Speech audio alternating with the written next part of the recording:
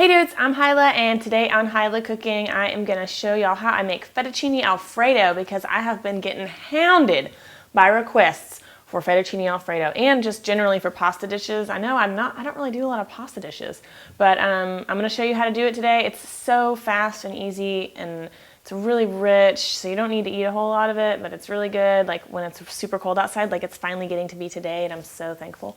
You come home and just have a really quick meal in a snap. Really hearty, really warming, so I'll show you how to do it starting just in a few moments. Beep, please wait.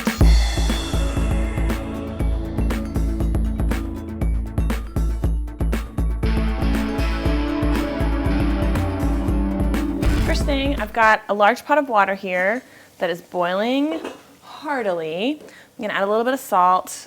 I normally try to limit the amount of salt I put in things, but when you're cooking pasta, it's a good idea to go ahead and salt the water, because then as the pasta cooks and rehydrates, it also sucks in some of that salt and you get the nice saltiness throughout the pasta instead of just like in the sauce afterwards. And I'm gonna just do about half a pound here.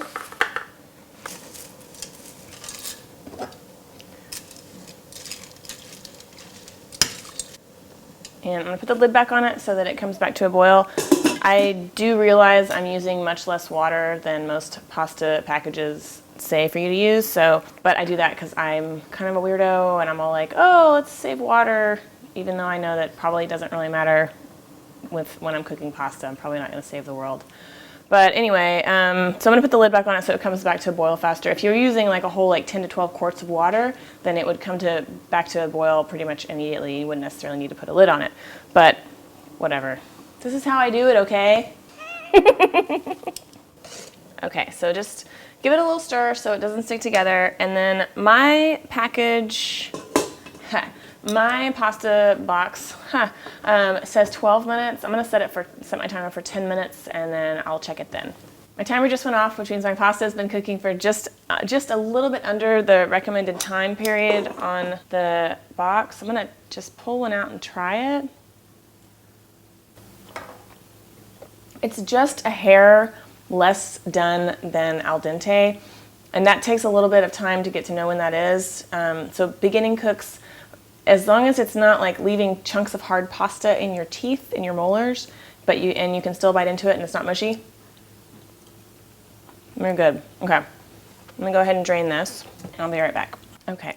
All right, I didn't drain it too harshly, and I definitely did not rinse it. Just drain it really quickly and then put it back in the pot. And then I'm gonna start my little sauce, which is just some butter and a little bit of really finely minced garlic. You just wanna do this in the biggest skillet that you have, because you wanna make sure you have plenty of room later on to toss the pasta around. Okay, the garlic is just like blooming with fragrance, to use an overly poetic term. And it smells really, really good. I'm gonna throw my pasta in now. Any leftover pasta water, add that. That'll help. The starch in the pasta water is gonna help the sauce cling a little bit. And then I've got some heavy cream and some fresh grated Parmesan. And then we're just gonna toss this together until the cheese is all melted and the noodles have absorbed all of the liquid from the cream and cooking liquid there. Okay, probably not gonna need to add any salt, but I'm gonna add some fresh black pepper. And if you wanted this sauce to sort of cling even more, you could add a little bit of sour cream, which is how me and my friend Shannon used to make it. Our little like kid style, really easy fettuccine alfredo in like 4th grade. It was just sour cream and butter and like canned grated Parmesan cheese. We used to eat that all the time. But this is a little bit more of a mature kind of dish. But sour cream actually tastes really good in here too. Just FYI. Okay, you can see the sauce is starting to really thicken up and really coat the pasta here. So I think we're done, dude. I'm gonna go ahead and serve it. If you wanted to add some vegetables at this point, you could throw in some like baby spinach or something. That would be really pretty.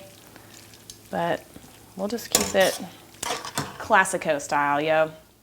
Let's get a little, when you put it in, if you want to give it a little twist. Looks all cute. A little bird nest. And I'm going to throw a little parsley on top. totally optional.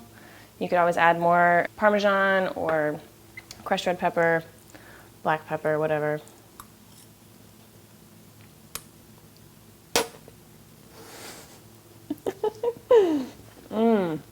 Man, yeah.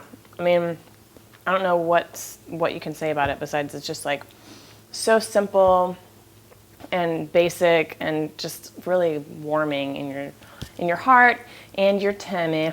All right, well, I hope you try this recipe. I hope the multiple people actually that have suggested it over the last 6 months or so, I hope you like it. I hope you like this version of it. Let me know what you think in the comments. If you have any questions, leave them below. I'll get to them as soon as possible. If you want a printable recipe of this, you can always get that at HighLowCooking.com, as well as other recipes and more tips and stuff like that.